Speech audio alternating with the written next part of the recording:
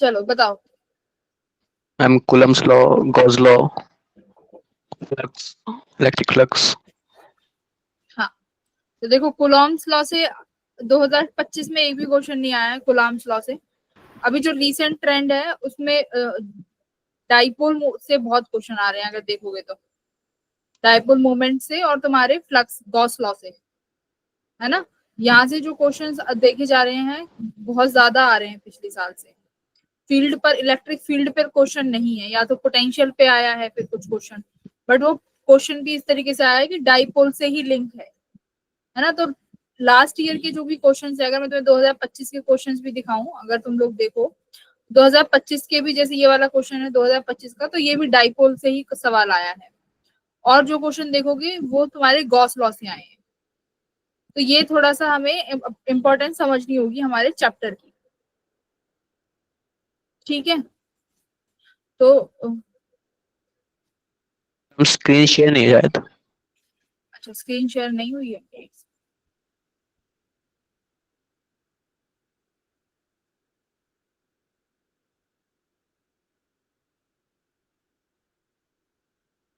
ठीक है, एक सेकंड, स्क्रीन शेयर। यो फॉर्मूले तो तुम सब पढ़ के आए होंगे, फॉर्मूला तो सबको ही आता होगा।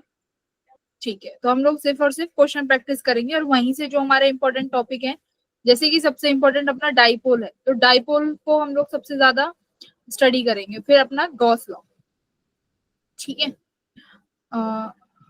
तो सबसे एक हमारे नल पॉइंट पे भी कई बार क्वेश्चन आ जाते हैं, है ना। तो नल पॉइंट के लिए ज्यादातर ये जो तुम्हारे सामने जो ये फील्ड लाइंस है ना, ये याद रखना कि अगर दो सिमिलर चार्जेस हैं प्लस क्यू या प्लस क्यू या माइनस क्यू, अगर सिमिलर चार्जेस होंगे तो नल पॉइंट हमेशा उन दोनों पॉइंट्स के बीच में मिलेगा, ठीक है। अगर हमारे पास सिमिलर चार्जेस नहीं है, जैसे देखो ये वाला डायग्राम है जहाँ पे प्लस क्यू और माइनस क्यू है, यहाँ पर कहीं भी फील्ड तुम्हें जीरो होते हुए नहीं दिख रहा है डायग्राम में, है ना। डायग्राम तो हम बना सकते हैं, कई बार ये याद नहीं रहेगा कि प्लस क्यू है, कहाँ पर फील्ड मिलेगा, तो ये डायग्राम से याद रखना कि देखो सेम चार्जेस है तो बीच में कहीं भी फील्ड जीरो हो सकता है, तो नल पॉइंट मिलेगा बीच में, तो जो भी पॉइंट एक्स सेलेक्ट करेंगे वो बीच में करेंगे। फिर दूसरा आता है कि अगर अनलाइक चार्जेस हैं पॉजिटिव नेगेटिव, तो जो हमारा नल पॉइंट होगा वो बाहर मिलेगा। और कौन से वाले पॉइंट के नजदीक होगा, जिसका मैग्नीट्यूड क्या होगा, कम या ज्यादा, कम। पक्की बात, स्मॉल मैग्नीट्यूड के पास मिलेगा, है ना। तो हमें वो पॉइंट उसी चार्ज के पास लेट करना होगा अगर हमारा नल पॉइंट बाहर है तो। ये हमारा इलेक्ट्रिक फील्ड से नल पॉइंट का क्वेश्चन हमारे कई बार आ जाते हैं, ठीक है। फिर उसके बाद अपना क्वेश्चन आता है, देखो यहाँ से इलेक्ट्रिक फील्ड अभी तक आया नहीं है, बट ये फॉर्मूला याद रखना है। ये फॉर्मूला क्योंकि आज के क्वेश्चन में हम करेंगे, तो ये इस क्वेश्चन की हमें नीड पड़ेगी, मतलब इस कॉन्सेप्ट की नीड पड़ेगी। तो क्वेश्चन क्या है कि जो डिस्क है उसके अगर हमें किसी पॉइंट एक्स पर बाहर इलेक्ट्रिक फील्ड कैलकुलेट करनी है, तो सिंपल सा मेरे पास फॉर्मूला है sigma by 2 epsilon not 1 minus x under root x square plus r square, है ना। ये मेरे पास एक फॉर्मूला है, एक सेकंड स्लाइड शो कर देती। अब देखो यहीं पे क्वेश्चन आ जाता है गॉस लॉ में। ये इंपॉर्टेंट क्यों है, यहाँ से गॉस लॉ का सीधा सीधा क्वेश्चन भी आ जाएगा कि अगर यहाँ पर एक चार्ज क्यू रखा हुआ है, ठीक है, यहाँ पर एक चार्ज क्यू है और यहाँ पर मेरे पास एक डिस्क रखी हुई है, ये चार्ज क्यू यहाँ से एक्स दूरी पर है, तो बताओ कि कितना फ्लक्स जो है इस डिस्क से पास होगा। तो डिस्क कितना पास होगा, तो मैं डायरेक्ट फॉर्मूला याद रखना है कितना, ये यहाँ पे सिग्मा की जगह क्यू आ जाएगा, तो ये फ्लक्स आ जाएगा q by 2 epsilon not 1 minus x upon under root x square plus r square. तो यहीं से तुम्हारा फ्लक्स का क्वेश्चन भी बन जाएगा और सीधा सीधा यहाँ से इलेक्ट्रिक फील्ड का क्वेश्चन भी बन जाएगा, ठीक है। अगर मैं ये चीज सेंटर पे लेके चले जाऊं, तो सेंटर पे या फिर ये डिस्क, ये होता क्या है, हम सेंटर पे लेके चले गए। देखो किसी ने शायद ये क्वेश्चन भी पूछा था, वरुण ने पूछा था कि मैम अगर मैं ये एक्स पॉइंट जो है सेंटर पे लेके चला जाऊं, तो ये सिग्मा बाय 2 एप्सिलॉन नॉट हो जाएगा। बट अगर मैं देखूं तो यहाँ सेंटर पे भी एक स्मॉल रिंग तो होगी जिसकी वजह से इलेक्ट्रिक फील्ड जनरेट हो रहा होगा, है ना, करेक्ट। देखो सेंटर पे कितना है इलेक्ट्रिक फील्ड, ये सेंटर पे नहीं है। ये अगर डिस्क को मैं मान लूं कि जो गिवन डिस्क है ये बहुत लार्ज है, इसका मतलब क्या है कि इस डिस्क की जो रेडियस आर है उसके कंपैरिजन में एक्स क्या हो जाएगा, स्मॉल। अगर डिस्क बहुत लार्ज हो जाएगी तो आर वेरी ग्रेटर देन हो जाएगा एक्स के, तो उस केस में तुम्हारी इलेक्ट्रिक फील्ड सिर्फ और सिर्फ कितना बनेगी, सिग्मा बाय 2 एप्सिलॉन। तो डिस्क के केस में ये तीन चीजें हमें ध्यान में रखनी है। तो ये फॉर्मूला एक डिस्क का, एक दूसरा फ्लक्स के लिए। अगर डिस्क लार्ज हो जाएगी तो क्या फॉर्मूला रहेगा, सीधा सीधा फॉर्मूला सिग्मा बाय 2 एप्सिलॉन। ठीक है,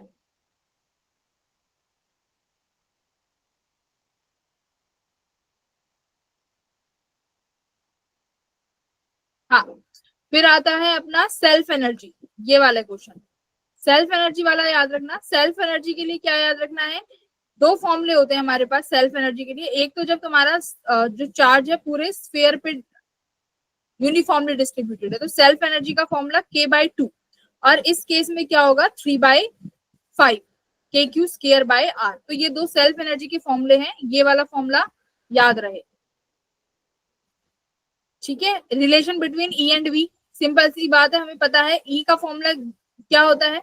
अगर मान लो मेरे पास रिलेशन है, क्या रिलेशन है कि पोटेंशियल क्या है, del V equals to minus E dot d r. अगर मुझे इलेक्ट्रिक फील्ड निकालना है तो सिंपल सी बात है, इस डेरिवेशन को अगर मैं यहाँ भेजूंगी तो ये क्या हो जाएगा, ई की वैल्यू किस में जाएगी, पार्शियल डिफरेंशिएशन में। तो ई क्या आ जाएगा, minus del V by del r. ये याद रहे, ये मेरा पार्शियल डेरिवेशन। ठीक है, पार्शियल डेरिवेशन में क्या होता है कि अगर मैं x का डेरिवेशन कर रही हूँ तो मेरे पास जो y और z है वो कांस्टेंट रहेंगे। अगर मैं y का कर रही हूँ तो अगर इक्वेशन में x और z की वैल्यू है वो कांस्टेंट रहेगी, तो इसको बोलते हैं पार्शियल डिफरेंशिएशन। ठीक है, ये फॉर्मूला डाइपोल का। देखो डाइपोल का ये सबसे इंपॉर्टेंट है, यहाँ से क्वेश्चन आ रहे हैं। तो डाइपोल में देखो कुछ कुछ चीजें हैं जो शायद तुमने रिवाइज नहीं करी होंगी, तो वो मैं क्वेश्चन के वक्त रिवाइज कराऊंगी, बट बेसिक फॉर्मूला एक बार देख लेते हैं। क्या है कि मेरे पास डाइपोल है, डाइपोल होता क्या है, दो इक्वल एंड अपोजिट चार्जेस जो है बहुत क्लोजली रखे जाते हैं ना, बहुत डिस्टेंस जो है बहुत स्मॉल होती है। तो इस डाइपोल की वजह से हम लोग इलेक्ट्रिक फील्ड निकाल सकते हैं, और क्या निकाल सकते हैं बोलो, डाइपोल की वजह से क्या क्या निकाल सकते हैं। हेलो, कौन Yes, ma'am. बताएगा, हाँ कौन बताएगा, रोहित बताओ, डाइपोल की वजह से क्या क्या निकाल सकते हैं। मैं मीटिंग ज्वाइन करते हैं, लोग ऐसे नहीं पाते। मैम टॉर्क, हाँ नहीं, एक तो इलेक्ट्रिक फील्ड निकालते हैं डाइपोल की वजह से, दूसरा इलेक्ट्रिक पोटेंशियल। हाँ वेरी गुड, दूसरा हम निकालते हैं पोटेंशियल, है ना। डाइपोल की वजह से दो दो चीजें निकल सकती हैं, एक फील्ड निकलता है, एक पोटेंशियल। अब इलेक्ट्रिक फील्ड भी दो तरीके से निकलेगा, एक तो एक्सियल पॉइंट। एक्सियल पॉइंट यहाँ देखो डायग्राम, एक्सियल पॉइंट क्या हो गया कि मेरे पास ये डाइपोल है, यहाँ पर मेरा डाइपोल है, मैं कहती हूँ कि डाइपोल से एक्स दूरी पर, आर दूरी पर तुम मुझे बताओ कि इस पॉइंट पर कितना इलेक्ट्रिक फील्ड होगा। तो ये इसको बोलते हैं एक्सियल पॉइंट। अब डायरेक्शन की बात याद रखो कि डाइपोल मूवमेंट की डायरेक्शन क्या होती है, क्या डायरेक्शन होती है डाइपोल मूवमेंट की, माइनस क्यू से, माइनस से नेगेटिव से लेके पॉजिटिव। पहला पॉइंट तो डाइपोल मूवमेंट की डायरेक्शन।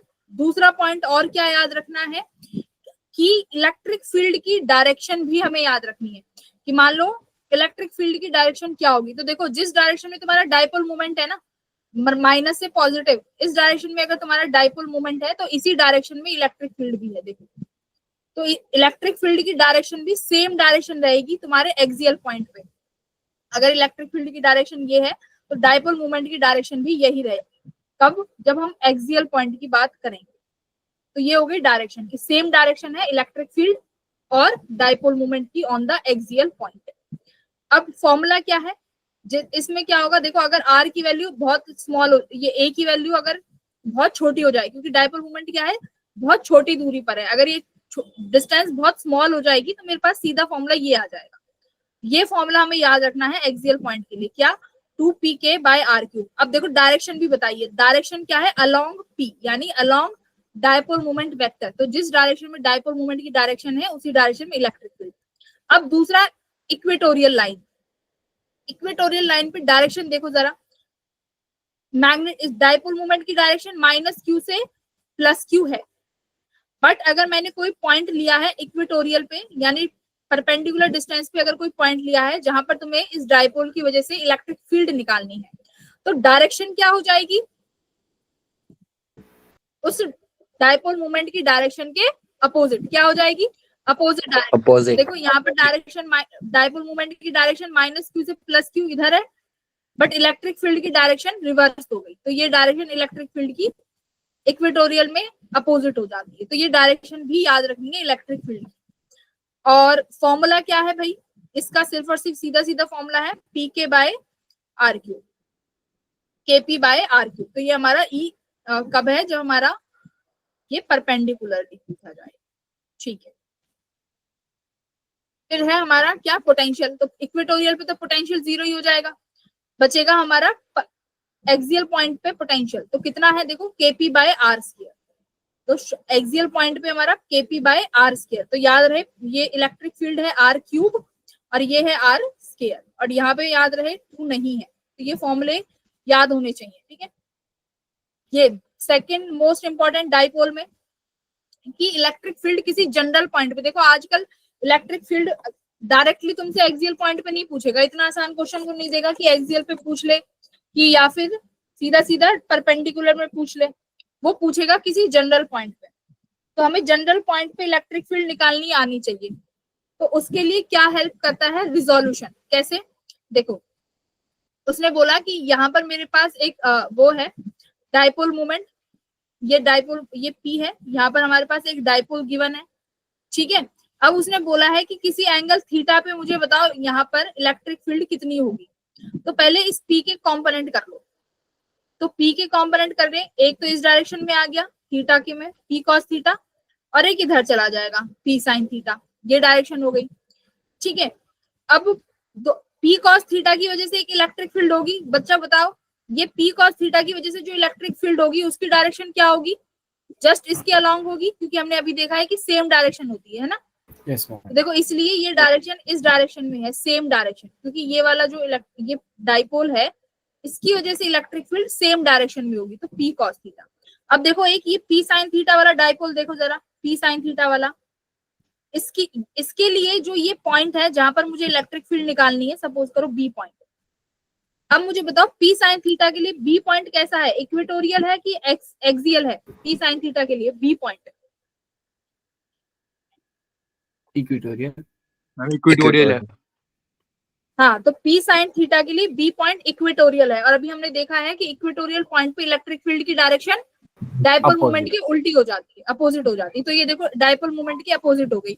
ये मैंने क्यों सिखाया है, क्योंकि वेक्टरली जब तुम देखोगे ना तो डायपोल मोमेंट की तो तुम आसानी से कर लोगे, क्योंकि गिवन होगा पी ये है थीटा ये है, तो उसके वेक्टर बन गए। बट इलेक्ट्रिक फील्ड की डायरेक्शन में दिक्कत होगी, तो हम इलेक्ट्रिक फील्ड की डायरेक्शन को डायपोल मोमेंट की हेल्प से ही निकालेंगे। तो बस हो गया काम, P sine theta P cos theta. बस अब क्या करना है, ई नेट निकाल दो, दोनों की वजह से निकालना आता ही है हमें, एक्सियल पॉइंट की फॉर्मूला जनरल का फॉर्मूला, तो उसके लिए हम लोग डायरेक्ट वेक्टरली ऐड कर देंगे, तो हमारे पास ये जनरल पॉइंट के लिए इलेक्ट्रिक फील्ड का फॉर्मूला आ गया, ठीक है। फिर हमारे पास फॉर्म इलेक्ट्रिक डाइपोल का टॉर्क वाला प्रॉब्लम आता है कि जब डाइपोल को इलेक्ट्रिक फील्ड के अंदर रखते हैं तो क्या होगा, ठीक है। यहाँ पर क्वेश्चन बनते हैं दो, एक तो एसएचएम बेस्ड क्वेश्चन, ठीक है, दूसरा फिर तुमसे पोटेंशियल एनर्जी या वर्क डन निकलवा के देख लेते हैं, ठीक है।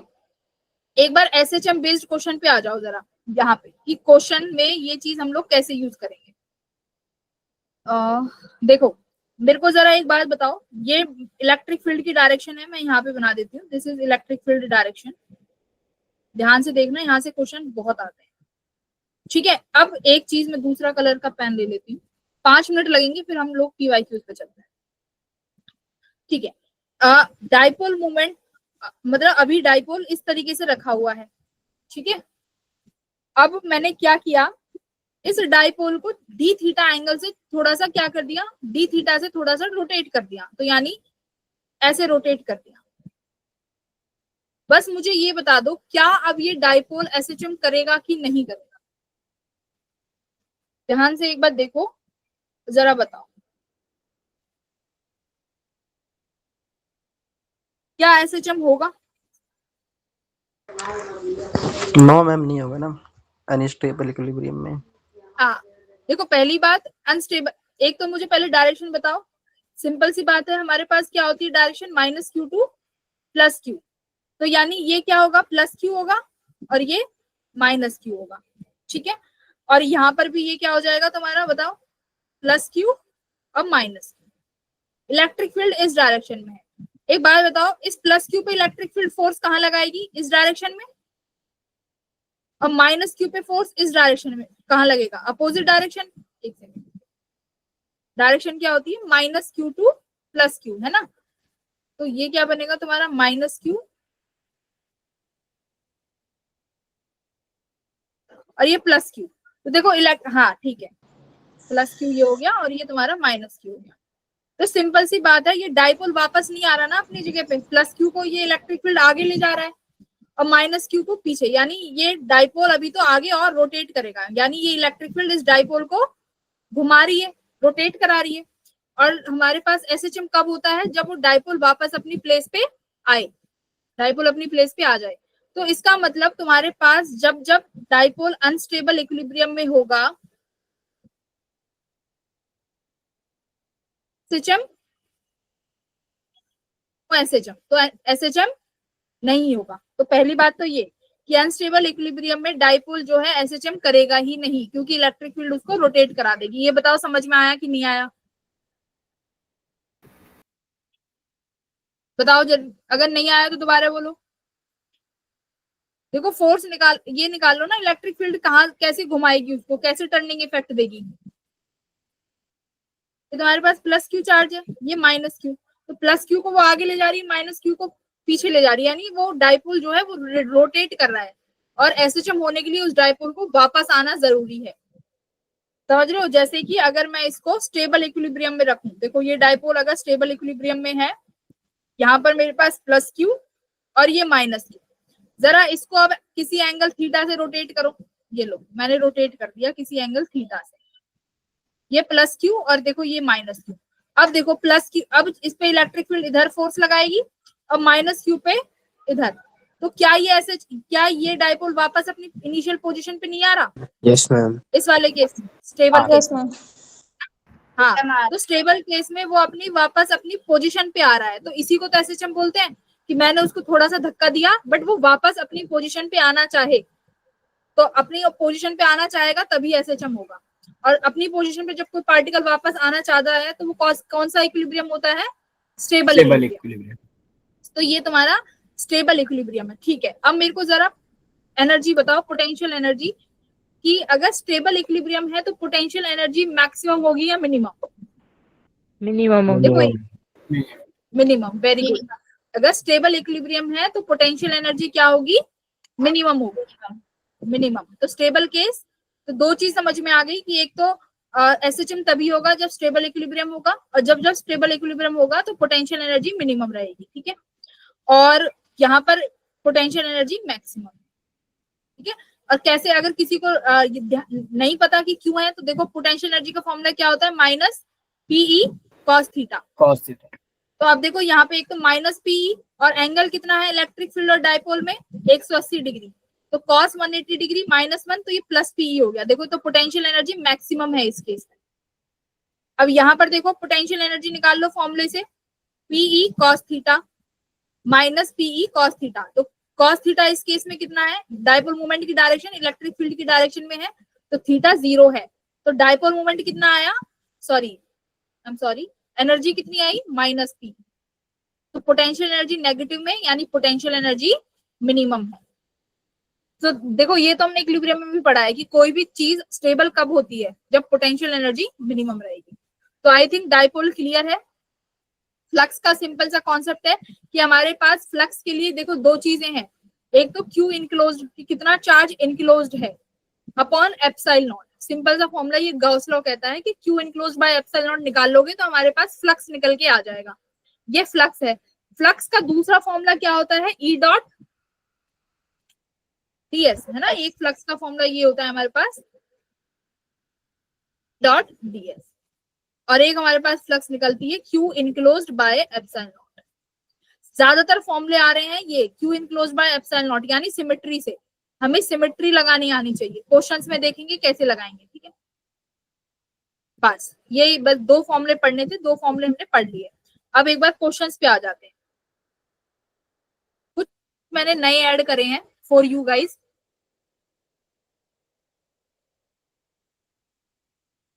जरा ये वाला क्वेश्चन देखो और इसको सॉल्व करने की कोशिश करो, या फिर मैं ही करा देती हूँ। देखो ठीक है, क्या कह रहा है क्वेश्चन, देखो एक short dipole is placed at origin, एक ओरिजिन पे छोटा सा डाइपोल रखा हुआ है। अब क्या कह रहा है, electric potential and electric field at point A, यानी ए पॉइंट पर जो इलेक्ट्रिक फील्ड और इलेक्ट्रिक पोटेंशियल है वो V नॉट और E नॉट है। अब बोल रहा है कि बताओ कि इसमें से कौन सा मोस्ट सुटेबल कॉम्बिनेशन है पॉइंट बी के लिए। अब मुझे एक बात बताओ, पॉइंट बी इस डाइपोल मोमेंट के लिए परपेंडिकुलर पॉइंट है कि एक्सियल? परपेंडिकुलर। परपेंडिकुलर पॉइंट है। ये तुम्हारा अभी 2025 का ही क्वेश्चन है, ठीक है। परपेंडिकुलर पॉइंट है, तो परपेंडिकुलर पॉइंट पे सिंपल सी बात है, पोटेंशियल तो कितना हो जाता है, पोटेंशियल 0। हाँ अभी तो देखा तुमने कि परपेंडिकुलर के लिए पोटेंशियल 0 हो जाता है। तो देखो तुम्हारे पास कौन, ना तो ये सही है ना ये सही, तो 2 क्वेश्चन, 2 तो तुम्हारे एलिमिनेट हो गए, बचा तुम्हारे पास सेकंड ऑप्शन और थर्ड ऑप्शन। तो यानी अब आपको इलेक्ट्रिक फील्ड निकालनी है। इलेक्ट्रिक फील्ड की डायरेक्शन बताओ, मैंने इसके अपोजिट होगी, यानी ऐसे, करेक्ट। ये तुम्हारी इलेक्ट्रिक फील्ड की डायरेक्शन, डिस्टेंस गिवन है 2r। परपेंडिकुलर पॉइंट के लिए क्या होता है, तो kp by r cube। kp by r cube. तो r कितना है भाई, 2r गिवन है, तो फॉर्मूले में रख दो। देखो E perpendicular kp by r cube, तो kp r कितना है 2r क्यूब, तो कितना आ गया, ऑप्शन नंबर 2। तो ये तुम्हारा 2025 का क्वेश्चन था। तो ये सिर्फ सीधा का सीधा तुम्हारा कॉन्सेप्ट से उठ के आया है, बट इसने करा क्या, दोनों साथ में दे दिए तुम्हें, एक्सियल भी दे दिया और ये भी दे दिया। अब ऐसे ही जनरल पॉइंट पे भी हम लोग निकाल सकते हैं। जनरल पॉइंट पे कैसे, सपोज करो मैं इस क्वेश्चन को जस्ट ऐसे कर दूं, देखो इसी क्वेश्चन से हम और कॉन्सेप्ट बना लेंगे। ये तुम्हारी एक्स एक्सिस है, ये तुम्हारी जेड एक्सिस है, ध्यान से देखना, और ये आपकी वाई एक्सिस है। ये क्वेश्चन तुम लोगों के लिए, जैसे यहाँ पर एक हमारा डाइपोल रखा हुआ है, ठीक है, नहीं सॉरी, एक्स एक्सिस में एक डाइपोल रखा हुआ है पी। आपको बताना है कि डाइपोल, इस डाइपोल की वजह से इलेक्ट्रिक फील्ड क्या होगा इस पॉइंट, इस पॉइंट पे।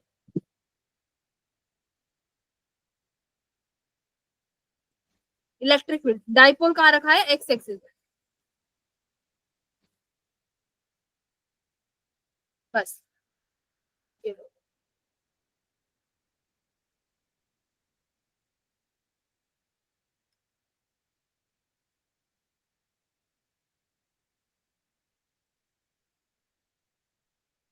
अच्छा तो अगर और इजी करना है तो ऐसे कर लेते हैं, एक सेकेंड, इसको यहाँ एक्स एक्सिस से रहने दो मल्टी कॉन्सेप्ट के लिए, इसको यहाँ पे ले लो ऐसे, ये √2p ले लेते हैं। अब बताओ, चलो ये एक्स एक्सिस से एंगल बना रहा है 45 डिग्री, इस पॉइंट पे इलेक्ट्रिक फील्ड निकालनी है। तो यानी एक्स एक्सिस 0 है, जेड एक्सिस 0 है, तो सिर्फ पॉइंट कहाँ पे है, वाई एक्सिस में।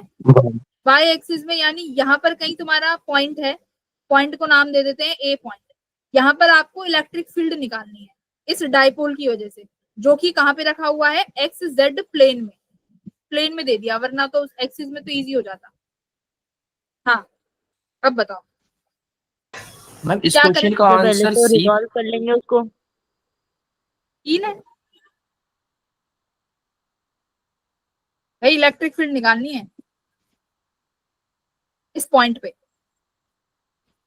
कैसे करेंगे सोचो, ये इसी का ही तो इधर एक, पहले तो रिजॉल्व कर देंगे एक्स हाँ एक्सिस पे और वाई एक्सिस पे रिजॉल्व कर देंगे, तो वो ए वाला पॉइंट वाई एक्सिस के लिए एक्सियल पे आ जाएगा और एक्स वाला इक्वेटोरियल पे आ जाएगा। Very good, well done. देखो ये जो क्वेश्चन नेट मैंने में दिया कर है लें। ये इसी का थोड़ा सा एडवांस वर्जन है, बस यहाँ पर ये एक्स एक्सिस में रखा था, मैंने तुम्हें प्लेन में दे दिया। तो अब इसके कंपोनेंट कर लो, एक तो इधर चला जाएगा पी एक्स कॉम्पोनेंट, एक कंपोनेंट इधर आ जाएगा पी जेड, और कितना होगा देखो, पी एक्स क्या होगा, P cos theta, cos theta कितना है 45, तो यानी ये 1/√2 होगा, √2p। √2 से √2 कैंसिल हो गया, यानी डाइपोल सीधा PP हो गया।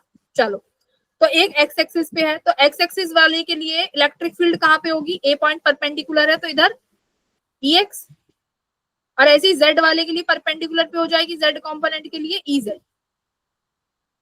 ये तुम्हारी इलेक्ट्रिक फील्ड हो गई। तो परपेंडिकुलर के लिए इलेक्ट्रिक फील्ड क्या होता है KP/R³। तो क्या लिखोगे KP/R³।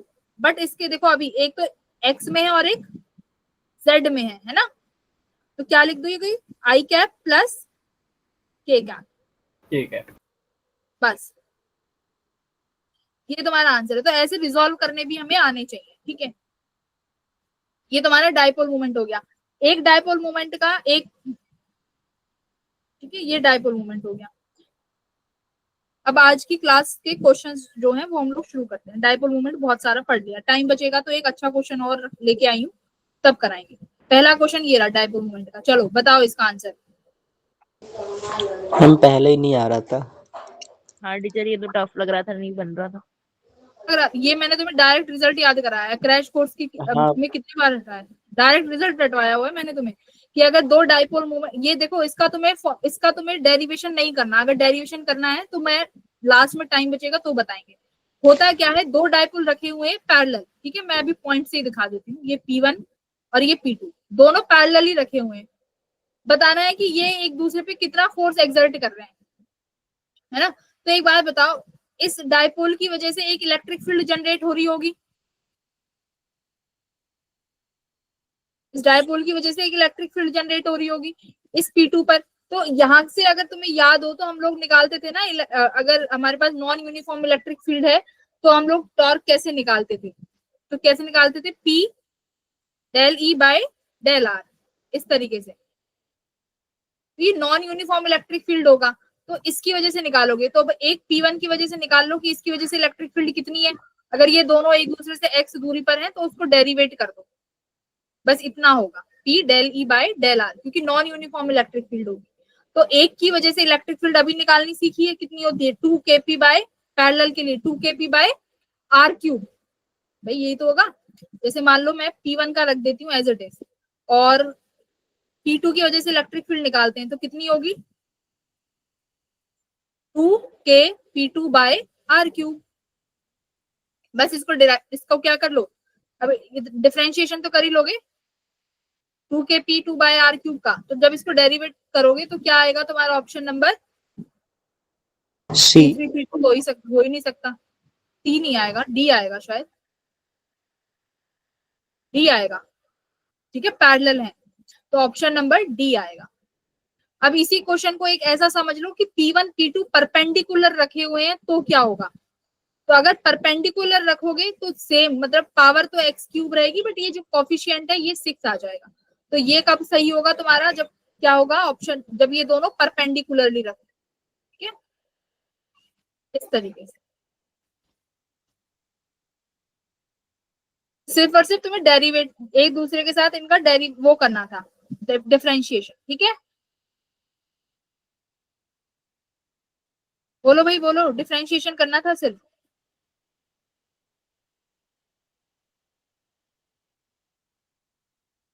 ठीक है, अब देखो क्वेश्चन नंबर ये सेकंड, 2 पॉइंट्स, ये क्लियर है सभी को फर्स्ट वाला।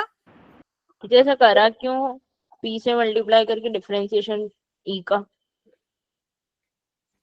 ये देखो, जब नॉन यूनिफॉर्म इलेक्ट्रिक फील्ड में डाइपोल रखते हैं ना, जैसे अभी तुमने जो ये क्वेश्चन, ये जो फॉर्मूला था, दिस फॉर्मूला, एक जो अभी तक ये फॉर्मूले डिराइव करे हैं तुमने, ये किसमें है, ये यूनिफॉर्म इलेक्ट्रिक फील्ड में डाइपोल रखा हुआ है ना, यहाँ पे जो ये इलेक्ट्रिक फील्ड का फॉर्मूला तुमने डिराइव किया है, ये वाले, यहाँ पर तुम्हारा जो डाइपोल रखा हुआ है, ये कहाँ पे रखा हुआ है, टॉर्क वाला क्वेश्चन है। हाँ, यहाँ पे डाइपोल इन इलेक्ट्रिक फील्ड, तो ये वाला कॉन्सेप्ट है डाइपोल इलेक्ट्रिक फील्ड में। यहाँ पर कौन सी फील्ड है, यूनिफॉर्म। अगर dipole non uniform electric field में रखा हो और जब मुझे उसके क्वेश्चन सॉल्व करने हो तो किस फॉर्मूले से करेंगे, इस वाले फॉर्मूले से, P del E by del X। Force का फॉर्मूला। तो ये फोर्स का फॉर्मूला है। अगर यूनिफॉर्म इलेक्ट्रिक फील्ड होती तो फोर्स क्या हो जाता है यूनिफॉर्म इलेक्ट्रिक फील्ड में डाइपोल पे? 0। Yes ma'am. सुनो, डाइपोल, अगर किसी डाइपोल को यूनिफॉर्म इलेक्ट्रिक फील्ड में रखते हैं तो हम टॉर्क निकालते हैं, नेट फोर्स 0 होता है। यस और नो? यस टीचर, वो अपोजिट फोर्स डायरेक्शन में लगते हैं इसलिए। बाकी बच्चे सब बताओ भाई, बोला था ना कॉन्सेप्ट पढ़ के आने हैं। कहाँ चले गए तुम? देखो मैम ये टॉक रहेगा ना, क्योंकि नहीं नहीं, रुको मैं अभी उसी पे ही आ रही हूँ। फोर्स 0 हो जाता है। अब यहाँ पे फोर्स पूछा है डाइपोल के बीच में, तो फॉर्मूला क्या होगा? P dipole moment del E by del R। ठीक है, तो एक डाइपोल मोमेंट पे फोर्स निकालोगे और एक की इलेक्ट्रिक फील्ड ले लो, तो वहां से जब सॉल्व करके निकालोगे तो ये तुम्हारा फॉर्मूला लगाना है। ये किसी के लिए भी हो सकता है फॉर्मूला। जैसे मान लो मैं इसको ऐसे ही बोल दूं कि यहाँ पर तुम्हारे पास एक इनफाइनाइट वायर है, ठीक है, इस इनफाइनाइट वायर की वजह से इलेक्ट्रिक फील्ड जनरेट हो रही होगी, ठीक है, मतलब इस पे प्लस चार्ज है, इस पे चार्ज है। अभी इस पॉइंट पे मैं यहाँ पे इलेक्ट्रिक फील्ड यहाँ पे डाइपोल रख देती हूँ P। अब मैं तुमसे बोलूँ कि इस P डाइपोल पर कितना फोर्स लगा रहा होगा ये वायर, तो क्या फॉर्मूला यूज करोगे भाई? इलेक्ट्रिक फील्ड कैसी है इसकी वजह से? नॉन यूनिफॉर्म है ना, नॉन यूनिफॉर्म इलेक्ट्रिक फील्ड है, तो फोर्स ऑफ इंटरेक्शन किस फॉर्मूले से निकालोगे? ये फॉर्मूला याद रख लो। नॉन यूनिफॉर्म के लिए क्या होगा? Dipole moment del E by del R। ठीक है, you have to remember this formula, non uniform याद रख लो। क्या है? Dipole moment P del E by del R। बोलो भाई, दीक्षांत समझ आया? Yes ma'am. जतिन, केशव, देखो इसी यही डाइपोल मोमेंट को समझ लो, आधे घंटे लग जाए बेशक, क्योंकि क्वेश्चन यहीं से ही आता है और कहीं से आता ही नहीं। डिफरेंशिएट करेंगे तो डिनोमिनेटर में r की पावर 4 आएगा। r की पावर क्यूब है ना, पूरा सॉल्व करके देखो भाई, पूरा 1/r क्यूब है ये। अच्छे ढंग से सॉल्व करो r क्यूब को। चलो moving to the next question. Second question हो गया था।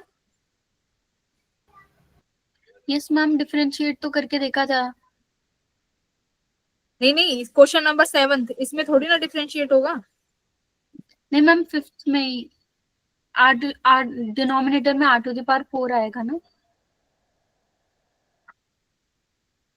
हम इसका सी ऑप्शन है ना क्वेश्चन नंबर 7 का। क्वेश्चन नंबर 7 अभी तुम 5th पे देखो, 5th वाले एक बार इसको ड्राइव कर लेना है इसको। क्वेश्चन नंबर डी आएगा इसका, ऑप्शन नंबर डी आएगा फर्स्ट का, तुम्हें सिर्फ डिफरेंशिएट करना है, ठीक है। आ जाओ क्वेश्चन नंबर 7 पे। कॉन्सेप्ट जो लगेगा ये वाला कॉन्सेप्ट है, P del E by del R। Question number 7 में क्या कह रहा है? देखो हमारे पास 2 पॉइंट है P एंड Q, जिनका पोटेंशियल गिवन है। तो वर्क डन क्या होता है भाई? वर्क डन क्या होगा? QV, Q not VV minus QV। और चार्ज कितना है? 100 इलेक्ट्रॉन्स का, तो 100 इलेक्ट्रॉन्स। ये पोटेंशियल क्या होता है? याद रखो, V कभी भी एब्सोल्यूट नहीं होता, ये पोटेंशियल डिफरेंस होता है। तो potential difference V final minus V initial.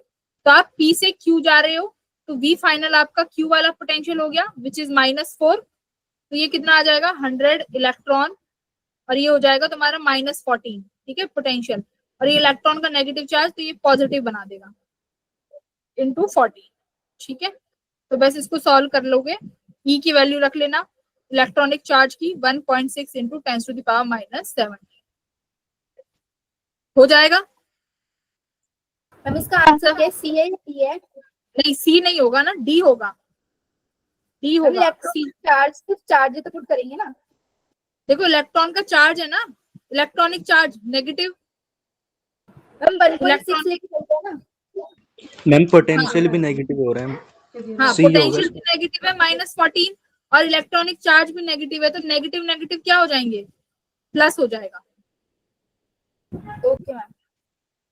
तो with a formula, with a sine रखनी है चीजें। पोटेंशियल भी -4 और -10, तो पोटेंशियल भी -14 आ गया यहाँ पे, और ये चार्ज इलेक्ट्रॉनिक है तो वो -1.6 रखोगे, वरना फिर ये इलेक्ट्रॉन और प्रोटॉन में दिक्कत ही क्या हो जाती, ठीक है। तो इस वजह मैम से सी ये ऑप्शन पे रखा है इसका, इसका जैसे 7 मैम का। वो मैम जो फर्स्ट चैप्टर में डी फॉर्मूला क्यों दे रखा है भाई? डी है इसका option, option number 7। First chapter में मैम Q इक्वल्स टू, उसके अंदर तो जो चार्ज रखते हैं वो 1.6 ही रखते हैं, साइन के साथ नहीं रखते।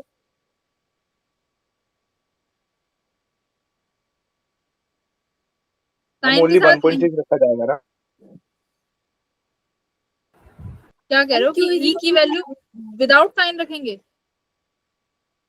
यस मैम, मतलब सिर्फ 1.6 रखेंगे? Yes ma'am. नहीं भाई, जी आंसर मैम। डी होना, नहीं डी होगा, विद साइन रखेंगे। ठीक है, अगर देखो, अगर ऑप्शन ऐसे हो कि सिर्फ मैग्नीट्यूड पे बात हो, साइन नहीं हो, तब तब तुम 1.6 रख सकते हो। अगर यहाँ पे तुम्हें माइनस और प्लस में कंफ्यूज किया जा रहा है तो इसका मतलब विद साइन ही रखना है, ठीक है, वो तब रख सकते हो मैम ये क्योंकि भी तो सारे कंजर्वेटिव वर्क डन पूछा या एक्सटर्नल के लिए पूछा है? हाँ, वो उस पे भी डिपेंड, वो तो तब माइनस साइन, वो तो फिर फॉर्मूला ही माइनस क्यू भी हो जाएगा। ठीक है, तो इसका ऑप्शन नंबर सी नहीं है, option number D correct answer है, option number D. Clear? Option number D, not C. अगर आंसर की में सी लिखा है तो करेक्ट कर लेना, गलत है वो, डी करेक्ट है। चलो क्वेश्चन नंबर 6 क्या कह रहा है देखो, कि consider a finite insulated अनचार्ज conductor place near a finite positively charge conductor, तो मस्ट हैव ए पोटेंशियल। तो पोटेंशियल क्या होगा, क्या होगा भाई?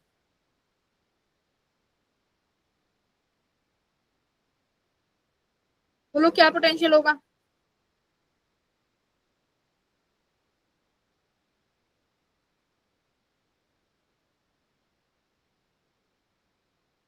होना इसका ए चाहिए। ऑप्शन हाँ, 6 तो का इसका नहीं, ऑप्शन मैंने डी बिल्कुल कर दिया।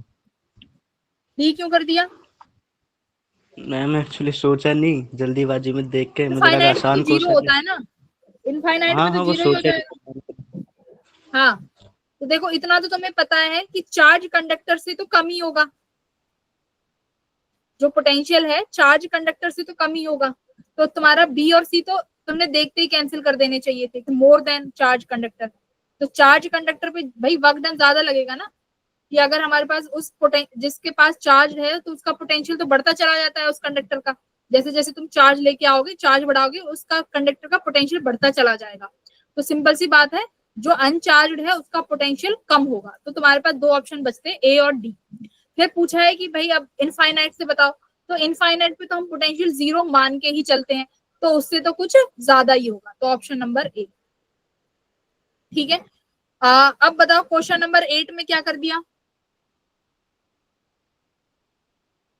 हो गया था मैम। क्वेश्चन नंबर 8 इजी है। हाँ बोलो। मैम मुझे एक बार 6 का दोबारा समझा दोगे? मैम 6 वाला थोड़ा क्लियर नहीं हुआ। देखो 6th वाले में क्या कह रहा है, वो तुम्हें कंपेयर करा रहा है कि एक हमारे पास अनचार्ज कंडक्टर है which is placed near a finite positively charge conductor. ठीक है, तो मतलब तुम्हारे पास एक चार्ज बॉडी है और एक अनचार्ज बॉडी है। अब तुमसे उनका पोटेंशियल कंपेयर करा रहा है कि पोटेंशियल बताओ क्या हो सकता है। अब तुम मुझे बताओ कौन सी बॉडी का पोटेंशियल ज्यादा होगा, बेसिक क्वेश्चन है, चार्ज, बस वही पूछ रहा है। तो कौन सी बॉडी का पोटेंशियल ज्यादा है? चार्ज का। तो इसने यही बोला है, uncharged body, the uncharged body must have potential less than charge conductor. तो चार्ज कंडक्टर से कम है, तो ऑप्शन नंबर ए। ठीक है, अब आ जाओ ऑप्शन, हाँ ठीक है, ऑप्शन नंबर, अब क्वेश्चन नंबर 8 देखो जरा। क्वेश्चन नंबर 8 क्या कह रहा है कि electrostatic potential inside this phi, इतना गिवन है तुम्हें, where r is the centre, find the flux, तो फ्लक्स निकालना है, sorry find the charge density inside the ball. तो कैसे निकालोगे, कैसे सॉल्व किया है ये?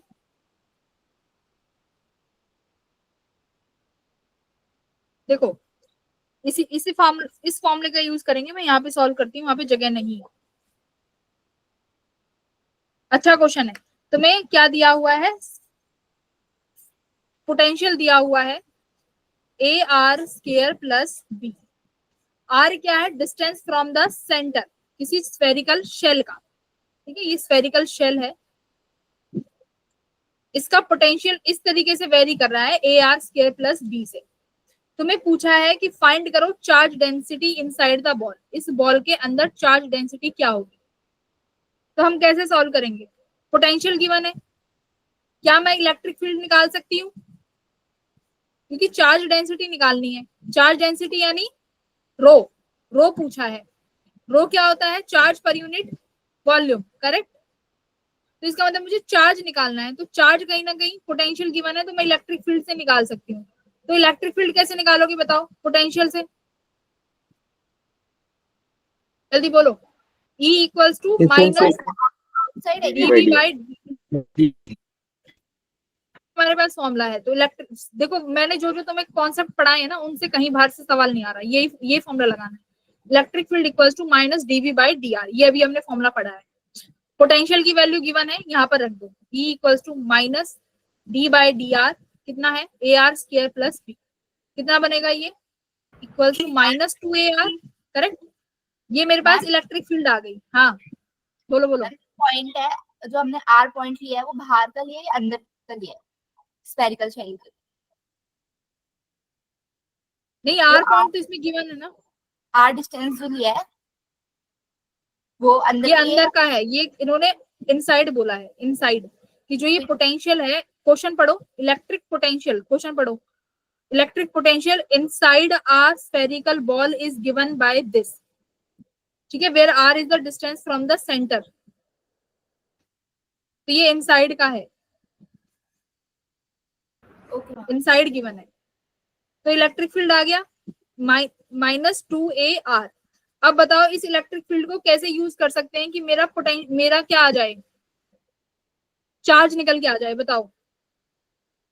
गॉस थ्योरम, गॉस लॉ क्या कहता है, E dot ds equals to Q enclosed by epsilon not, ठीक है। अब इलेक्ट्रिक फील्ड तुमने निकाली है, ds कितना हो जाएगा इस बॉल के लिए, ये r है ना, इसकी रेडियस r गिवन है तुम्हें, 4πr²। E की वैल्यू कितनी है 2AR, विद साइन रखना माइनस 2AR, ये कितना हो जाएगा 4πr², यहाँ पे एप्सिलॉन नॉट से मल्टीप्लाई कर दो, ये तुम्हारा Q निकल के आ गया। बस अब Q आ गया, डेंसिटी के लिए वॉल्यूम से मल्टीप्लाई कर दो, वॉल्यूम कितना होता है, हाँ बोलिए बोलिए। इलेक्ट्रिक फील्ड तो इनसाइड पॉइंट के लिए 0 होती है, तो एक रिजल्ट आई थी किसके लिए, स्फेरिकल सेल के लिए जो इलेक्ट्रिक फील्ड होती है इनसाइड पॉइंट होता है उसके लिए 0 होती है, और बाहर के लिए तो KQ/R² होती है।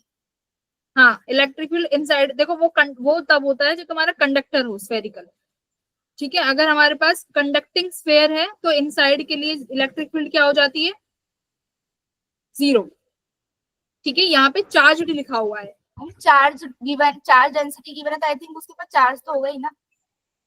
हाँ कंडक्टिंग और नॉन कंडक्टिंग ये मतलब नहीं है कि अगर वो चार्ज है तो वो कंडक्टर ही है, नॉन कंडक्टिंग में भी चार्ज होता है, बट उसमें चार्ज जो है पूरे अंदर होता है, पूरी वॉल्यूम पे, ठीक है। और सिर्फ कंडक्टिंग है तो उसके सरफेस पे चार्ज होगा। तुम कैसे कॉन्सेप्ट में कितने कंफ्यूज हो रहे हो तुम लोग। सुनो, कंडक्टिंग और नॉन कंडक्टिंग दो चीजें हैं। कंडक्टिंग में चार्ज सिर्फ सरफेस पे होगा जिसमें अंदर इलेक्ट्रिक फील्ड 0 होगी। नॉन कंडक्टिंग में इलेक्ट्रिक फील्ड कहाँ होगा, प्रगति। नॉन कंडक्टिंग में चार्ज पूरे ऐसे होता है ना, पूरे उस पे रिसाइड होगा, तो यहाँ पर इलेक्ट्रिक फील्ड 0 नहीं होगा, यहाँ पे इलेक्ट्रिक फील्ड की सम वैल्यू होती है, करेक्ट। तो ये अभी भी देखो यहाँ पर चार्ज तो ये है ही, और क्वेश्चन पढ़ो, क्वेश्चन में क्या कह रहा है, दिस इज चार्ज।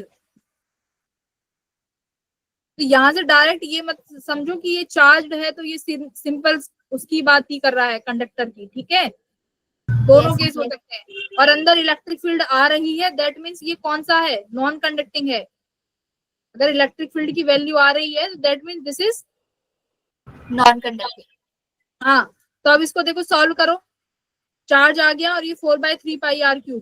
क्या आंसर है, चलो इसको सॉल्व करो और आंसर बताओ। कर लेना सॉल्व, ऑप्शन नंबर देख लेना क्या आ रहा है, ठीक है। इसको सॉल्व कर लेना आगे फॉर्मूला।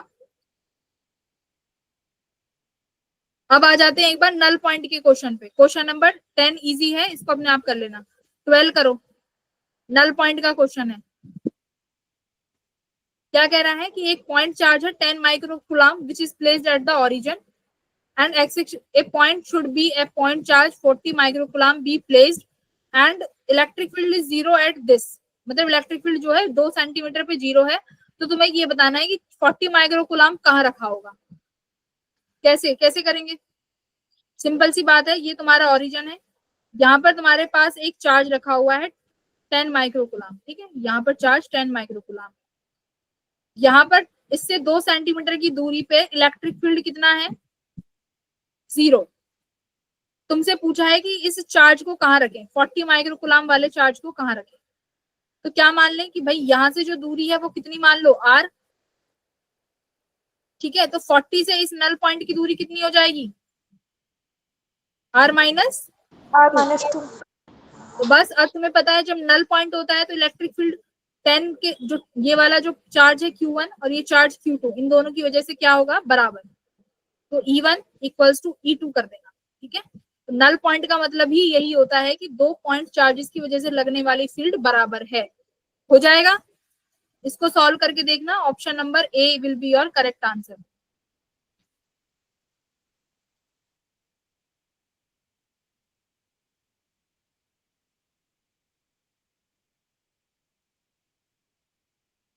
What happened?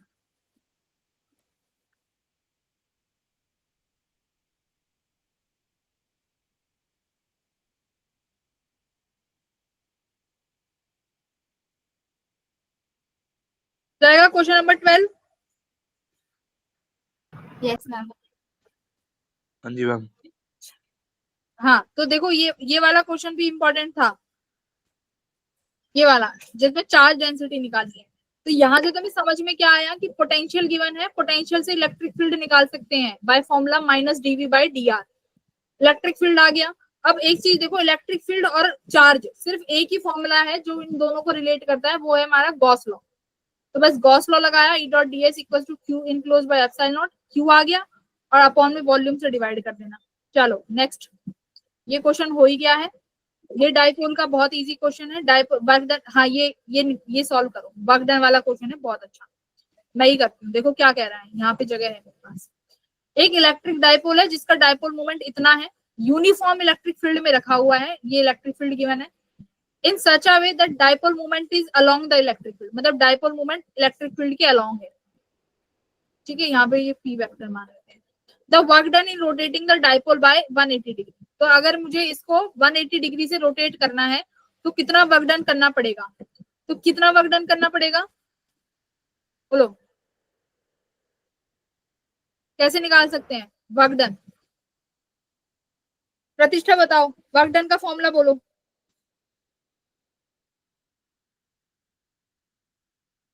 डाइपोल के केस में वर्क डन का formula minus PE cos theta. Ma'am PE cos theta 1 minus cos theta 2। वो एनर्जी का है, पोटेंशियल एनर्जी का है, वर्क डन का कैसे निकालेंगे? वर्क डन क्या होता है? Change in minus p cos theta. Change in potential energy. अच्छा, u2 माइनस u1। हाँ, u final minus u initial. Work done पूछा है तो वर्क डन कौन करेगा? हम लोग ही करेंगे। Work done in rotating the dipole, u final minus u initial. तो फाइनली कितने डिग्री घूम गया? 180 डिग्री। इनिशियली एंगल 0 डिग्री पे था, तो आप निकाल लोगे आसानी से वैल्यूज पुट करके। चेंज इन पोटेंशियल एनर्जी, तो u final minus u initial कितना होता है? Minus PE cos 180 degree plus PE cos 0 degree, ठीक है। तो ये शायद 2PE हो जाएगा, बस वैल्यूज पुट करनी है, आंसर आ जाएगा। ऐसे ही ये क्वेश्चन नंबर 15 इजी तुम सॉल्व कर ले जाओगे। क्वेश्चन नंबर 16, क्वेश्चन नंबर 16 हो जाएगा माइनस 2Q पे। भाई तुम्हें चार्ज वो बताना है, नेट फोर्स। नेट फोर्स कैसे निकालोगे? देखो ये प्लस Q चार्ज है, ये इसको अपनी तरफ अट्रैक्ट करेगा, ये भी प्लस Q चार्ज है, ये भी इसको अपनी तरफ अट्रैक्ट करेगा। तो ये F1 फोर्स मान लो, ये F2। तो नेट फोर्स निकालोगे तो क्या F1 का मैग्नीट्यूड ज्यादा है या F2 का? मैम F2 का। तो बस F2, हाँ क्योंकि वो उसके पास रखा हुआ है तो F2 लीड कर जाएगा और उसका मैग्नीट्यूड भी ज्यादा है, तो net force F2 minus F1 करके निकाल लेना, बस इतना करना है। और इसको ना आर में ही रखने देना, फिर बाद में वैल्यूज रख देना, मतलब इसको किसी मतलब जैसे भी करना चाहो, बस कैलकुलेशन सही करना है इसमें, F2 माइनस F1। अच्छा, इसमें देखो ये वाला कैसे किया, पोटेंशियल वाला क्या कह रहा है कि ये वाला क्वेश्चन नंबर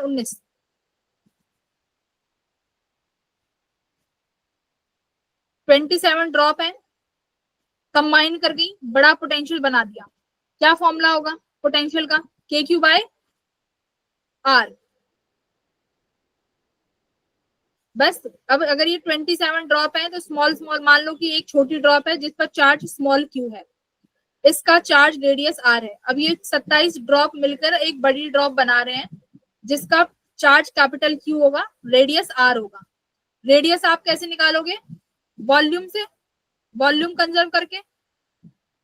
तो ये क्या हो जाएगा कि चार्ज कितना हो जाएगा 27 टाइम्स ऑफ स्मॉल q।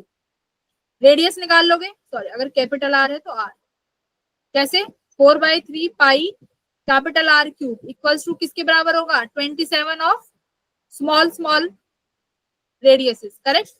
तो यहां से R और स्मॉल r में एक तुम्हें रिलेशन मिल जाएगा, यहाँ पे वो वैल्यू रख देना। और स्मॉल का तुम्हें पता ही है कि KQ बाय स्मॉल r, मतलब एक छोटी जो तुम्हारे पास ड्रॉप है उसका पोटेंशियल 22 वोल्ट गिवन है। हो जाएगा क्वेश्चन, यस मैम। बहुत आसान है। क्वेश्चन नंबर 22 फ्लक्स का क्वेश्चन है, सिंपल सा है कि भाई अगर मेरे पास पूरा होता तो यहाँ पर होता और यहाँ पर चार्ज इनक्लोज होता तो Q बाय एप्सिलॉन नॉट होता, करेक्ट। अगर मैं इसको हाफ कर दूं तो Q बाय 2 एप्सिलॉन नॉट हो जाएगा। तो वही यहाँ पर कितना option number, which option is correct, B option. अच्छा एक बात बताओ, अगर मैं इसको कॉनिकल में बना दूं, ठीक है, इसको अगर मैं ऐसे कोन में बना दूं ऐसे, और यहाँ पर मैं रख दूं चार्ज Q, तो आप बताओ क्या होना चाहिए, Q बाय एप्सिलॉन नॉट या Q बाय 2 एप्सिलॉन नॉट, क्या आंसर देना।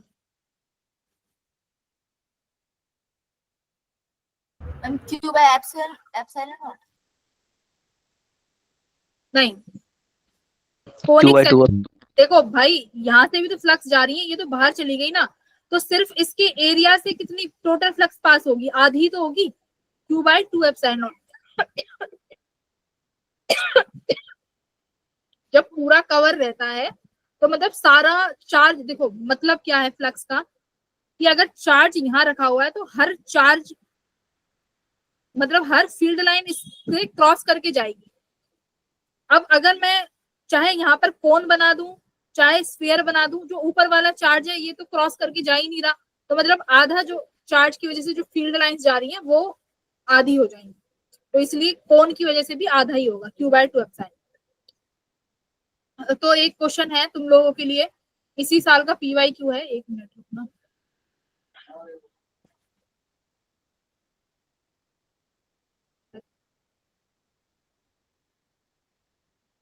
एक सेकेंड, क्या ऑप्शन था,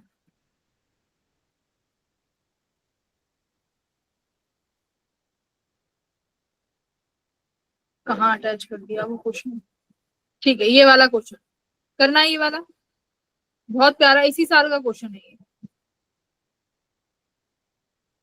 इसी साल का। देखो क्या कह रहा है, एक लाइन चार्ज है, देखो इस वाले डायग्राम को देखो पहले, छोटू डायग्राम है, एक लाइन चार्ज है जिसकी लेंथ a/2 है, ठीक है। ये जो तुम्हारा एक एज है उसके सेंटर पे रखा हुआ है, एज जो इस क्यूब की एज है वो a है, इस the density of line is lambda c per unit length, मतलब डेंसिटी है जो चार्ज डेंसिटी वो पर यूनिट लेंथ की दी हुई है। तो तुम्हें बताना है कि इस क्यूब के सभी फेसेस से कितना फ्लक्स पास हो रहा होगा, 2025 का सवाल है।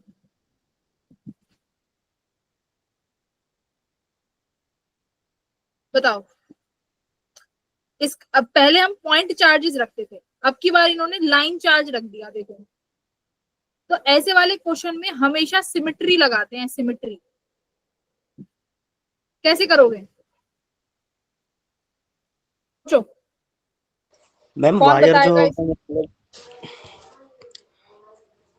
मैम जैसे इससे स्फीयर को अगर हम इड्स पे रख देते हो तो वो 4 क्यूब में डिवाइड हो जाता है, वैसे ये भी किसको 4 किसको क्यूब। दोबारा बोलो दोबारा।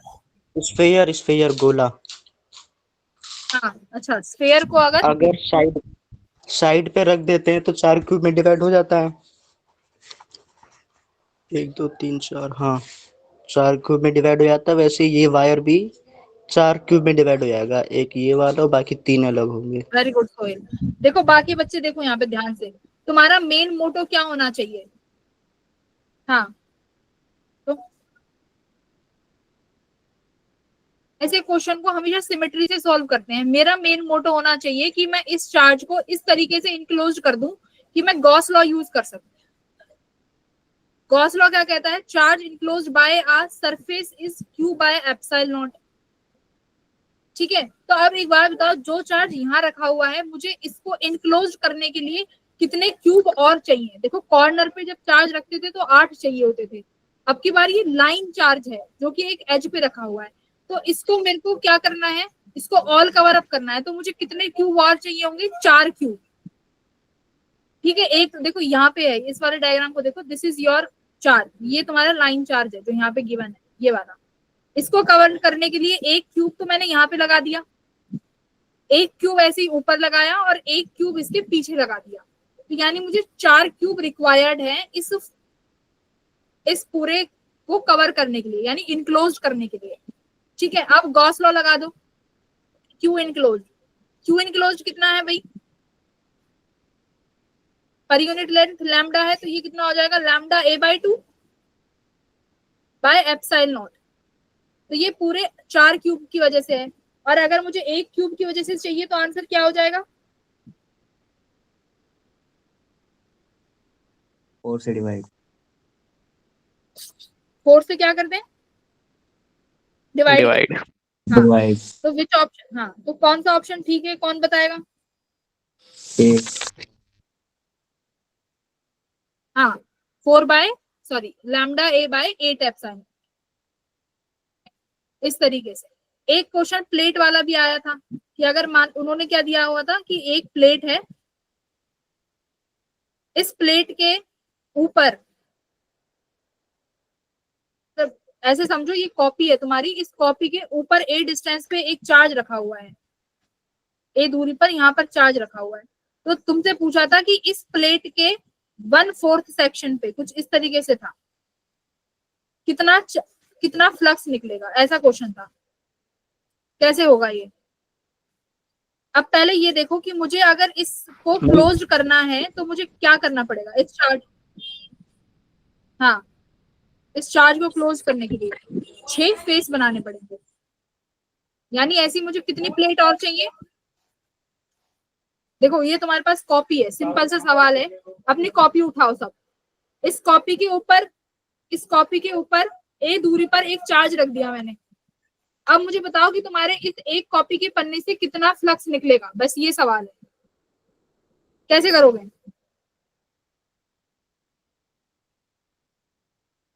कौन बताएगा? माधव बोलो, माधव बताएगा। हमको देखो अगर क्लास ऐसे ड्रॉप करने से काम नहीं चलेगा, अगर जेई अगर तुम्हें पढ़ना है तो ऐसे क्वेश्चन ही सॉल्व करने पड़ेंगे। 25 का सवाल है। फिर से बताना है।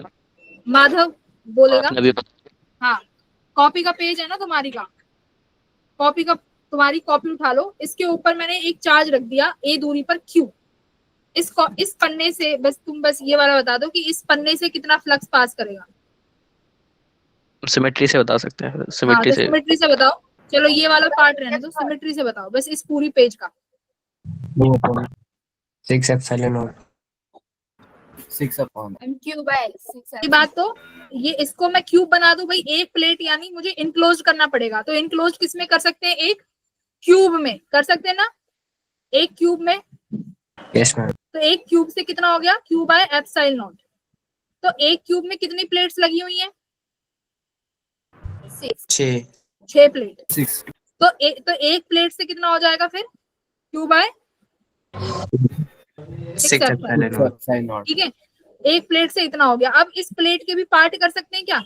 मान लो उसमें क्या था, तुम्हारे जो इसमें क्वेश्चन आया था उसमें इतना था, सिर्फ इतने पोर्शन से पूछा था, तो क्या मैं सिमेट्री नहीं कर सकती? देखो कर दी ना सिमेट्री, ये लो।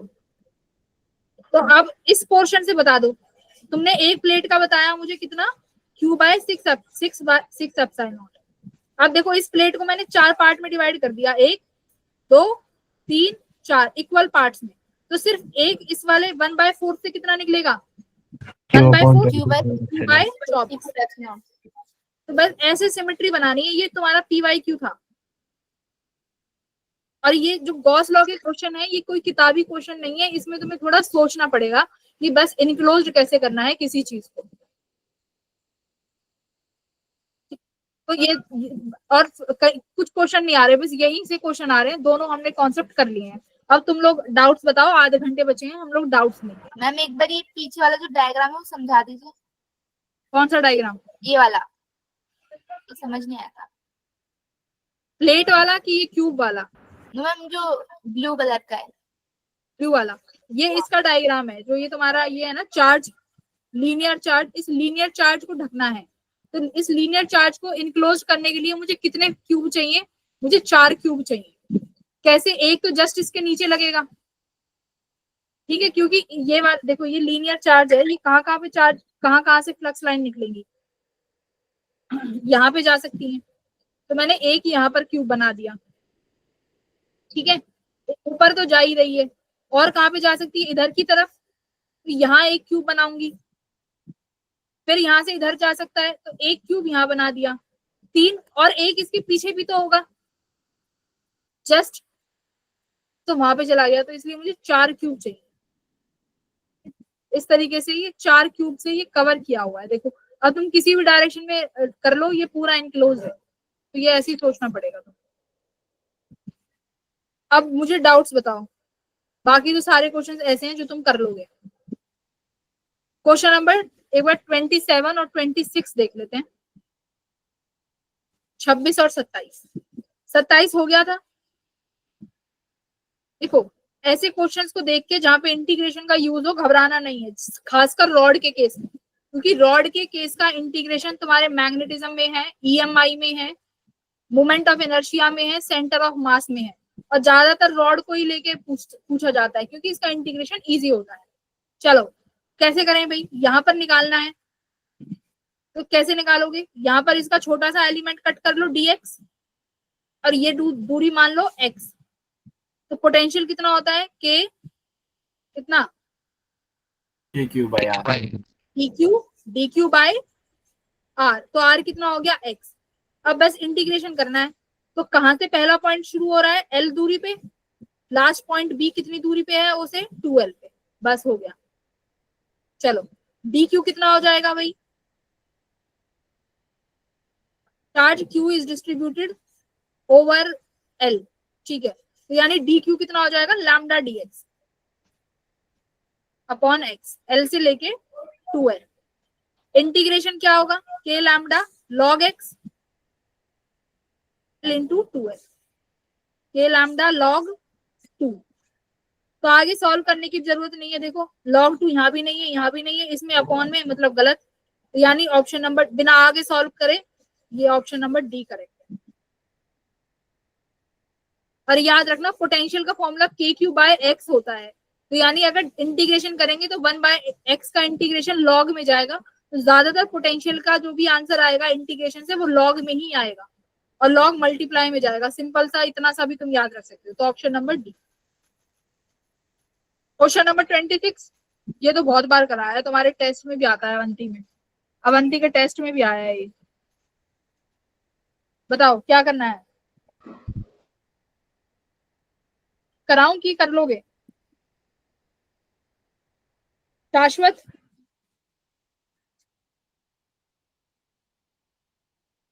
अनन्या बोलो, अनन्या, गौतम, यस मैम, कर लेंगे। हो जाएगा ना?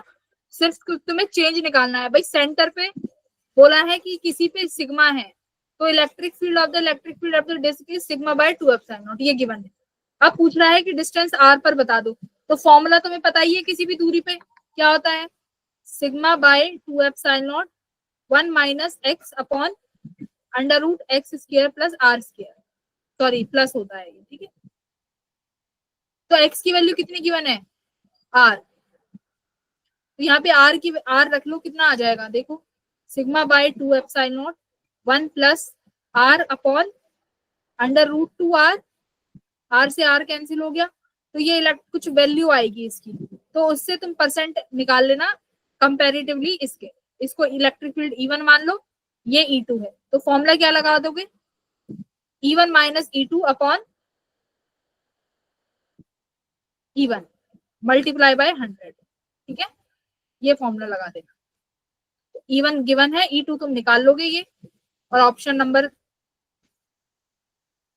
देख लेना कौन सा करेक्ट है, इजी वन। अब और बताओ कौन सा क्वेश्चन रह गया तुम्हारा। मैम ये 29 में एरर है ये। क्यों एरर, मतलब ये तो क्वेश्चन बहुत बार कराया है यार, ये तो घिसा पिटा मैम सवाल है, नीचे वो क्वेश्चन में ही एरर है क्या। हाँ नीचे वैल्यू में पॉइंट होना चाहिए था। अच्छा वैल्यू में पॉइंट्स होना चाहिए था। हाँ और वैसे भी मैम ये क्या बोलते हैं, इसने ना मटेरियल का स्फेयर में दे दिया, स्फेयर का मटेरियल में दे दिया। Identical charge sphere suspended bye, ठीक है, द स्ट्रिंग में, ठीक है, with when suspended in a liquid of density, the angle remains equal. Density of the material of the sphere is this, the dielectric constant of the liquid, मतलब सही तो है, density का लिक्विड भी दिया हुआ है और सरफेस का भी। मैम एक अच्छा वैल्यू जब के लिक्विड, देखिए 16 डेंसिटी गिवन है ना, 0.8 डेंसिटी 0.8 तो डेंसिटी है, when suspended in a liquid of density, density mass per unit volume। Ma'am formula अगर लगाएंगे भी k इक्वल टू रो अपन, तब बताना इसका क्या होता है, Rho upon rho minus sigma. Rho is the density of material sphere.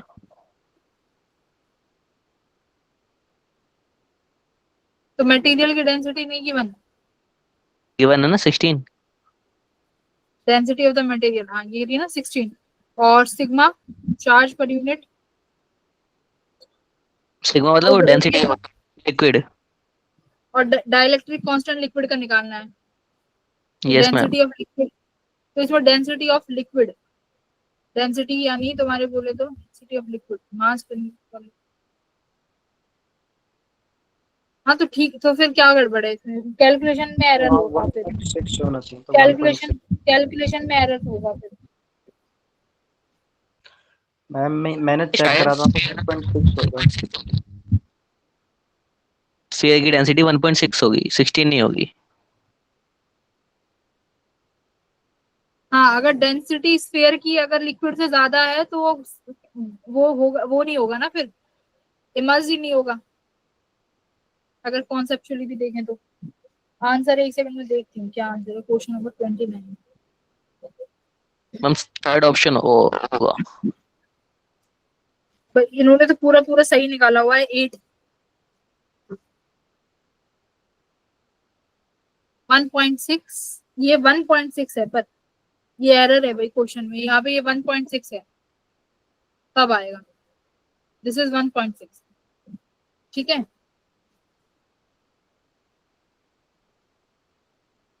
This is 1.6। अब सॉल्व करोगे तो 2 आ जाएगा, 31 हो गया था, 31,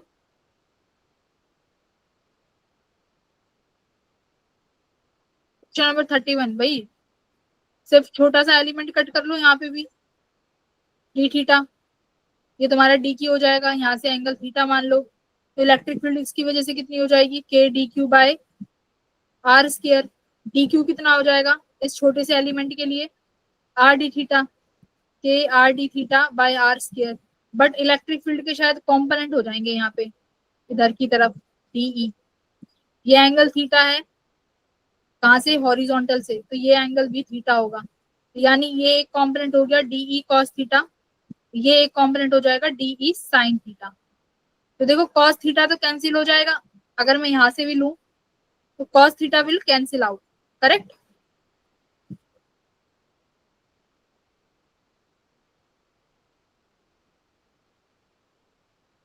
तो सिर्फ और सिर्फ कौन सा बचेगा, आर साइन थीटा। तो यहाँ पे बस साइन थीटा से मल्टीप्लाई कर दो, इंटीग्रेट कर दो 0 से पाई। ठीक है, ये सीधा सीधा बस ये करना था।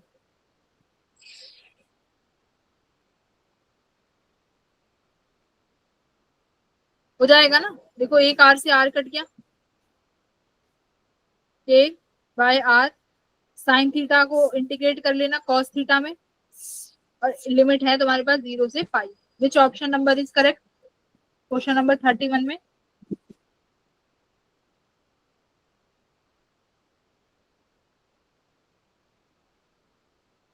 देखो अगर एक चीज देखी जाए,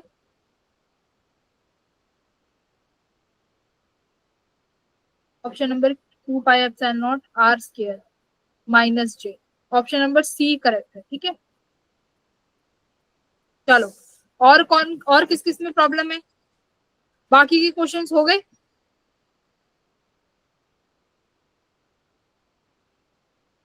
ये तो इजी इजी क्वेश्चंस थे, आई होप ये तो हो गए होंगे। तो दो कॉन्सेप्ट हैं जो तुम्हें याद रखने हैं, डाइपोल मोमेंट और फ्लक्स, बस हो गया। आज मैं अपनी तरफ से एक आध क्वेश्चन दे दूं फिर?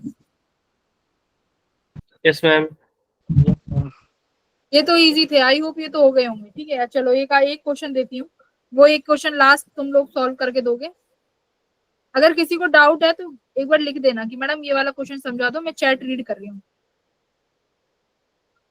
Question number 1।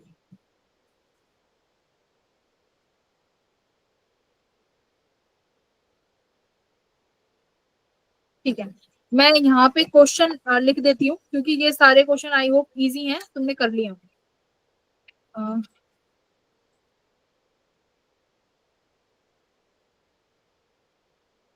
डाइपोल मोमेंट का ही क्वेश्चन है।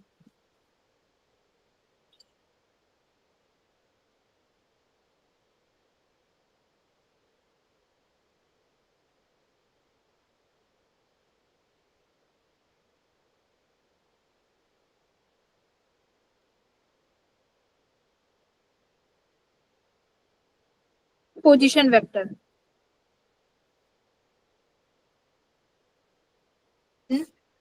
फर्स्ट क्वाड्रेंट, ये देखो टफ क्वेश्चन नहीं है, इजी क्वेश्चन है, कोई भी क्वेश्चन टफ नहीं है। वेयर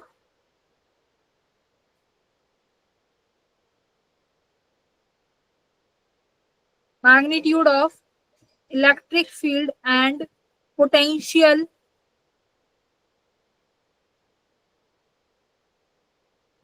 देखो क्या है, डायरेक्शन टू द डाइपोल है,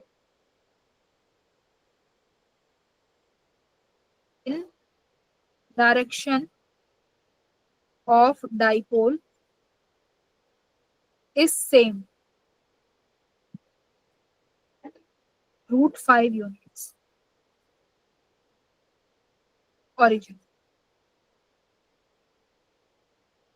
तो पोजीशन वेक्टर निकालो जहां पर तुम्हारा इलेक्ट्रिक फील्ड एंड पोटेंशियल के जो मैग्नीट्यूड है वो सेम हो।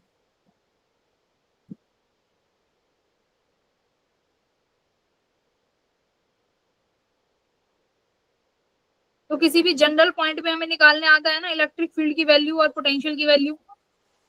जनरल पॉइंट पे इलेक्ट्रिक फील्ड कितना होता है, kp/r³ √1 plus cos square theta. Potential कितना होता है किसी जनरल पॉइंट पे, pk cos θ/r²। और इनका मैग्नीट्यूड क्या है, सेम है, तो इनके मैग्नीट्यूड बराबर करो, वहां से थीटा निकालो पहले, तो कितना आ रहा है, 3 cos स्क्वायर थीटा होता है। हाँ 3 cos square theta, very good. अब इन दोनों के मैग्नीट्यूड बराबर करो, वहां से cos थीटा आएगा, यानी थीटा की वैल्यू आएगी, थीटा आ जाएगा तो फिर आर वेक्टर निकाल लेना। तो ऐसे ये क्वेश्चन ऐसे आसानी से सॉल्व होते हैं।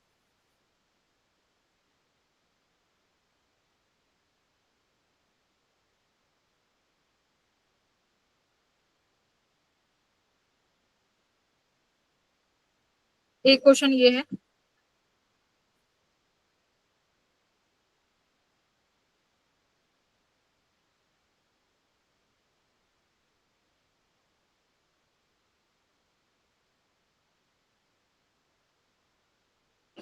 हाँ, क्वेश्चन नंबर सेकंड यहाँ पे P1 और P2 के बीच में पोटेंशियल एनर्जी निकालो। देखो डायपोल मूवमेंट के जितने भी कॉन्सेप्ट कराए हैं ना, ये तुम्हें टिप्सों पे होने चाहिए, क्योंकि डायपोल मूवमेंट से क्वेश्चन आ रहे हैं। Find potential energy between dipole P1 and P2।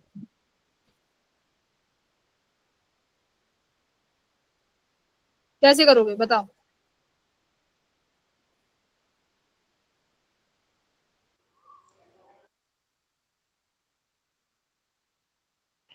Ma'am ऐसे करेंगे, पहले फोर्स निकाल के फिर माइनस du/dr करके du निकाल लेंगे वहां से। पोटेंशियल एनर्जी फोर्स का फॉर्मूला डायपोल के लिए क्या होता है? देखो potential energy, find potential energy between dipoles P1 and P2। दो डायपोल हैं, दोनों डायपोल एक दूसरे की एक डायपोल की वजह से इलेक्ट्रिक फील्ड होगी, ठीक है। तो अगर डायपोल को इलेक्ट्रिक फील्ड में रखते हैं तो पोटेंशियल एनर्जी कितनी होती है? P cos theta minus PE cos theta, ठीक है। तो पोटेंशियल एनर्जी P1 और P2 की वजह से देखो कितनी है। देखो पहले P1 के कंपोनेंट करो यहाँ पे, एक तो ये हो गया P1 cos थीटा, एक कंपोनेंट यहाँ हो गया P1 sin थीटा।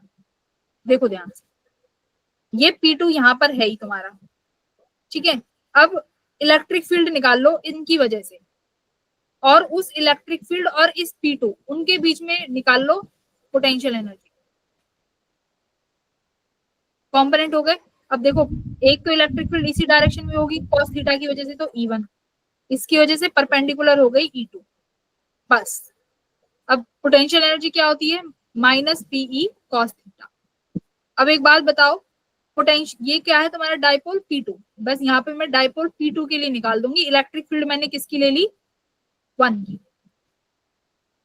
देखो जरा, U equals to minus P2 E1, electric field इसी डायरेक्शन में है, minus P2 E1 cos theta कितना हो गया? 0 डिग्री। तो ये इलेक्ट्रिक फील्ड जो पोटेंशियल आ गया इतना। E2 की वजह से कितनी होगी? माइनस P2 E2 कितनी है? एंगल कितने बना रहे हैं? cos 90 degree. तो cos 90 डिग्री यानी ये कितना हो गया? 0। तो सिर्फ और सिर्फ कितना क्या वैल्यू आ गई? ये वाली माइनस P2 E1। और आगे सॉल्व कर सकती हूँ तो P2 कितना है? इट इज E1 क्या होगा बताओ? एक्सियल है ना। P1 का क्या कौन सा कंपोनेंट है? Axial component. तो एक्सियल कंपोनेंट की वजह से इलेक्ट्रिक फील्ड कितना हो जाएगा? 2kp बाय ये जो डिस्टेंस है ये तुम्हें गिवन होगी, मैं यहाँ पे r मान लेती हूँ, 2kp बाय r। तो ये तुम्हारी पोटेंशियल एनर्जी है इन दोनों के बीच। एंगल भी तो आएगा। हाँ, P को P1 cos थीटा लिखना, करेक्ट। P को P1 cos थीटा लिखना। KP जो लिखा है ना ये P1, इसको P1 cos थीटा लिखना। तो यानी एग्जैक्ट आ गया तुम्हारा P2 P1 cos थीटा, यहाँ पे लिख देते हैं 2k अपॉन r3। तो सिर्फ तुम्हें करने क्या है? तुम्हें कंपोनेंट्स ही करने हैं। तो P1 का कंपोनेंट करा sin थीटा cos थीटा, उनकी वजह से इलेक्ट्रिक फील्ड आ गई। और एक का क्या ले लिया? डायपोल मोमेंट, जैसे हमेशा करते हैं। एक का इलेक्ट्रिक फील्ड, एक का डायपोल मोमेंट। तो बस तुमने कर दिया। क्या कह रहे हो? ये तो एक रिजल्ट ही आ गई ना। रिजल्ट नहीं है वैसे, रटो मत, समझ के ही याद करो, हो सकता है आ भी जाए, ठीक है। अब क्योंकि एनर्जी में अभी तक आया नहीं है इन दोनों का, तो हो भी सकता है कि आ जाए किसी पर्टिकुलर एंगल पे। तो ये तुम्हें होना चाहिए, रिवाइज याद होना चाहिए। क्वेश्चन इसको स्टार मार्क कर लो। कंपोनेंट करें और एक P2 का एज इट इज रहने दिया, एक का बस इलेक्ट्रिक फील्ड निकाल लिया और उन दोनों से पोटेंशियल एनर्जी। तो आई होप आज की क्लास में अब तुम्हें कोई डाउट नहीं रहना चाहिए। और इलेक्ट्रिक फील्ड से सिर्फ और सिर्फ दो ही कॉन्सेप्ट करने हैं, डायपोल मोमेंट पोटेंशियल और गॉस लॉ, बस। अगर क्वेश्चन दिखे तो ये 3 ही करना, बाकी कुछ नहीं पढ़ के जाना, ठीक है। चलो, तो see you in the next class, अगली क्लास में मिलते हैं, ठीक है। Thank you ma'am. अगर डीपीपी सॉल्व नहीं है तो कर लें। Good evening ma'am. किसी को डाउट है तो अभी 5-7 मिनट है, क्लास में रुक के पूछ लो किसी भी टॉपिक में। जिसका कंप्लीट हो गया है वो चले जाओ। मैम मुझे पूछना था, वो जो स्टार्टिंग में फॉर्मूला था दो डायपोल मोमेंट के बीच में फोर्स, मैम फर्स्ट टाइम देखा वो फॉर्मूला, मतलब तो वो इम्पोर्टेंट है? नहीं है, नॉन यूनिफॉर्म, बस इतना याद रखना कि नॉन यूनिफॉर्म की वजह से अगर कोई इलेक्ट्रिक फील्ड है और उसकी वजह से अगर फोर्स निकालना है तो उसका फॉर्मूला क्या होगा, तो हम लोग उसको इंटीग्रेशन करके निकालते हैं। तुम्हारे सिलेबस में नॉन यूनिफॉर्म है नहीं, ठीक है, तो मत याद रखना।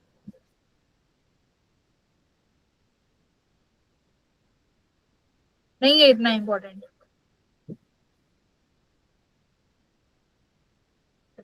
ठीक है। Yes ma'am. पर बाकी ये है कि तुम्हारे जेई का कुछ पता नहीं है, जब इन्हें पेपर टफ बनाना होता है ना, एक आध क्वेश्चन कुछ भी दे देते हैं, तो फिर बोल देते हैं डाइपोल तो सिलेबस में है ही, तो इसलिए फॉर्मूला याद रख लेना।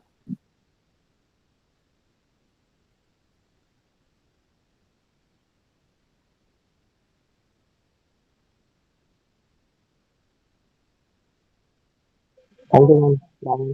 चलो, okay, bye everyone. Bye ma'am. Bye ma'am.